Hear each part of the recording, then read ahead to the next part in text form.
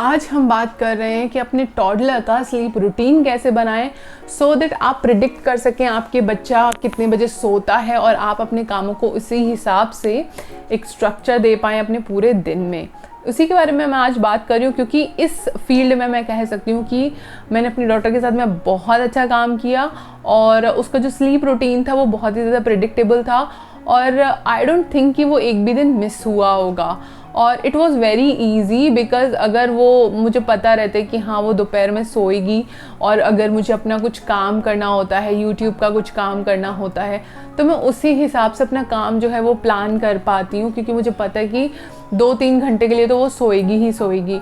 तो इसीलिए मैं आज आपको बता रही हूँ कि क्या क्या चीज़ें मैंने अपनी डॉटर के साथ में किया था जब वो बहुत छोटी थी, तभी से उसका ये रूटीन है और आज वो 5 साल की है तभी भी उसका वही काफ़ी हद तक वही रूटीन है। हाँ, नंबर ऑफ़ नैप्स जो है वो कम हो गया है because now she is 5 year old. और तो सारी जानकारी मैं आपको इस वीडियो में देने वाली हूँ। चलिए वीडियो स्टार्ट करते हैं। मेरा नाम है दीक्षा, आप मुझे देख रहे हैं मॉम किड एक्सप्रेस पर। Now let's get started. बहुत सारे लोग बोलते हैं कि हमारा बच्चा जो है वो 2 साल का हो गया है, हमने अभी तक तो उसका स्लीप रूटीन या किसी तरीके से ऐसा रूटीन नहीं बनाया है, क्या अब उसको स्लीप ट्रेन करना पॉसिबल है या नहीं। तो देखिए, इट्स नेवर टू लेट। आप कभी भी स्लीप ट्रेनिंग स्टार्ट कर सकते हैं। Earlier is the better.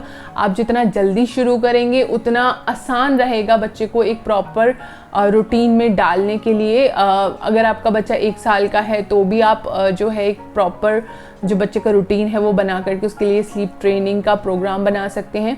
और अगर आपका बच्चा 2 साल का है, 2.5 साल का है, तो भी आप कर सकते हैं। जैसे जैसे बच्चे की एज बढ़ती है वैसे वैसे बच्चे को ढालना मुश्किल हो जाता है। आपके लिए भी थोड़ा सा डिफ़िकल्ट हो जाएगा बच्चे को ये समझाना कि it is time for a nap. So yes, it is never too late, but जितना जल्दी शुरू करेंगे उतना अच्छा है। और कुछ टिप्स की बात कर लेते हैं कि कैसे आप अपने बच्चे का एक रूटीन जो है वो स्लीप ट्रेनिंग का बना सकते हैं। सबसे पहली बात है कि एक आपने ना रूटीन जो प्रॉपर है टाइम के हिसाब से वो सेट कर लेना है कि आप इतने बजे डिनर करते हैं, इतने बजे आप वॉक पे जाते हैं, फिर बच्चे को नाइट सूट में चेंज करते हैं और उसके बाद में आपका बच्चा सो जाएगा। और सोने से पहले मेक श्योर करिए कि आपके बच्चे का पेट अच्छे से फुल हो। लाइक अगर आपका बच्चा सोने से पहले मिल्क लेता है तो उसको अच्छे से मिल्क दे दीजिए सो दैट वो अच्छे से नींद अच्छे से लेगा और रात को भूख की वजह से बार बार नहीं उठेगा। साथ ही साथ सोने से पहले मेक श्योर करिए कि आपका बच्चा वॉशरूम जा कर के आए सो दैट वॉशरूम जाने की वजह से बच्चे की नींद डिस्टर्ब ना हो, क्योंकि बच्चे एक बार उठ जाते हैं तो सुलाना वापस मुश्किल हो जाता है।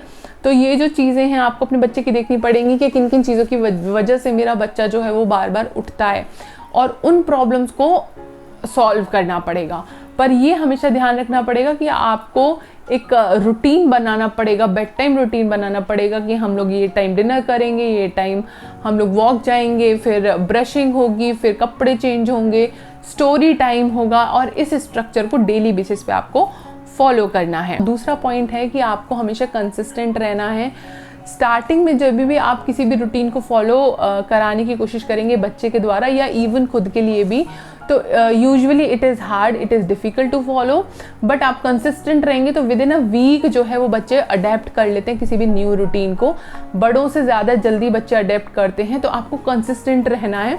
साथ ही साथ अगर बच्चे टेंट्रम्स शो करते हैं कि मुझे नहीं सोना है, मुझे टीवी देखना है या मुझे खेलना है, तो ऐसे बिहेवियर को बिल्कुल भी रिवॉर्ड नहीं करना, लेकिन बच्चे को डांटना नहीं है। बच्चे को समझाना है कि it is time for your sleep और अभी आपको सोना पड़ेगा। चलो मैं आपको स्टोरी सुनाती हूँ, स्टोरी सुनाने का टाइम है इसलिए मैं आपको स्टोरी सुना रही हूँ और स्टोरी सुनाने के बाद में आप सो जाओगे।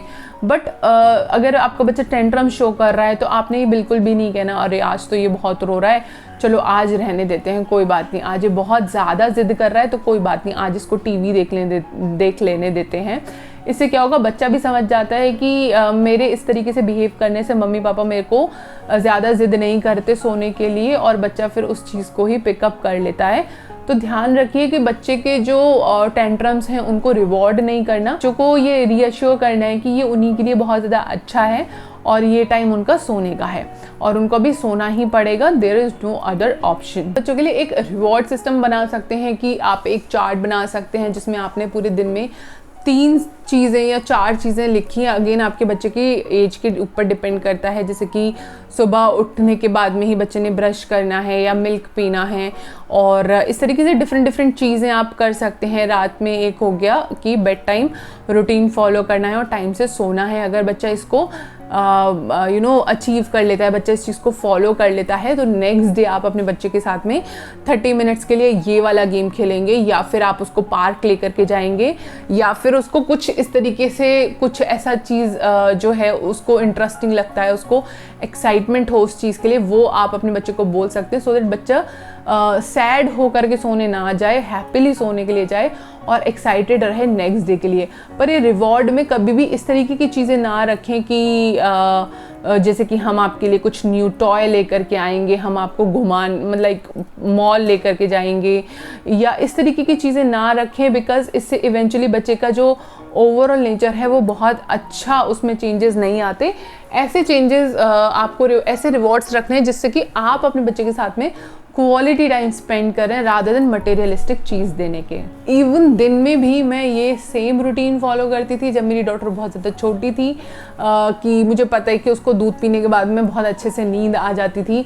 तो जब मेरी डॉटर 2 साल की 3 साल की थी तो मैं हमेशा उसको दोपहर में खाना खिलाया, खाना खिलाने के बाद में आई ऑलवेज मेक श्योर कि उसका जो खाना है वो अच्छे से डाइजेस्ट हो जाए, उसके बाद में ही मैं उसको बेड पे लेटाती थी। मुझे पता था वो सोने से पहले आधा बॉटल दूध फिर से पिएगी, तो पेट में किसी भी तरीके का उसको पेन वगैरह ना हो, तो उसको मैं पहले खाना खिलाने के बाद में उसके साथ में थोड़ा सा प्ले करती थी, नॉर्मल प्ले जिसमें बहुत ज़्यादा फिजिकल एक्टिविटी ना हो, लाइक कलरिंग हो गया, स्क्रबलिंग हो गया, या बुक रीडिंग करना हो गया।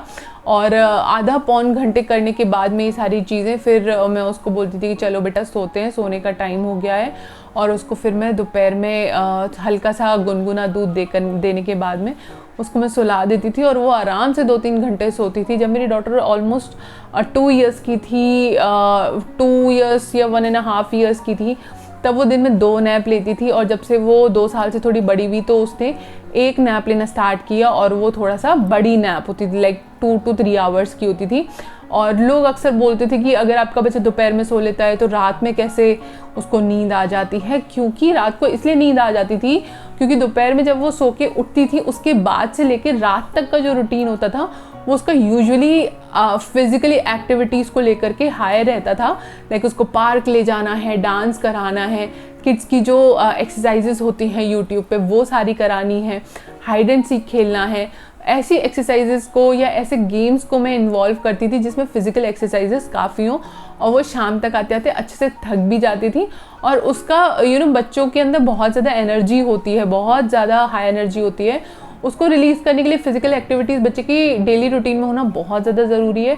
और मुझे यही सबसे ज़्यादा सही और कन्वीनियंट टाइम भी लगता था, जिसकी वजह से वो रात तक आते आते 9:30 तक वो सो जाती थी। और इवन आज भी ये है कि वो 9:30 लास्ट टू लास्ट जो है वो 10 o'clock तक सो जाती है। समटाइम्स हो जाता है कि अगर मैं और उसके पापा बात कर रहे हैं या हम फ़ोन देख रहे हैं तो वो नहीं सोती, उसको बड़ा इंटरेस्ट रहता है कि मम्मी पापा क्या बात कर रहे हैं, वो फ़ोन में क्या देख रहे हैं। बट अगर हम लोग 10 o'clock सो जाते हैं तो वो भी 10 o'clock सो जाती है। तो आप अपने बच्चे के अकॉर्डिंग इन चीज़ों को जो है इम्प्लीमेंट करेंगे तो इट इज़ नॉट डिफ़िकल्ट कि आप अपने बच्चे को एक स्लीप ट्रेनिंग जो बच्चे को दे सकते हैं। बच्चा अपने आप ही, आपको बार बार चिक चिक नहीं करना पड़ेगा कि यार सो जाओ और ये सब है। तो ये बहुत ज़्यादा हेल्प करता है, बच्चे की ग्रोथ में भी बहुत हेल्प करता है। और साथ ही साथ क्योंकि अभी न्यूक्लियर फैमिलीज़ में सब लोग रहते हैं तो आपको भी अपने लिए थोड़ा टाइम मिल पाता है और आप अपनी चीज़ें भी कर पाते हैं। तो ये मेरा कुछ पर्सनल एक्सपीरियंस था। आई होप कि आपको ये वीडियो पसंद आया होगा। अगर आपको ये वीडियो अच्छा लगा हो तो इस वीडियो को लाइक करें, शेयर करें और मॉम किड एक्सप्रेस को सब्सक्राइब करें।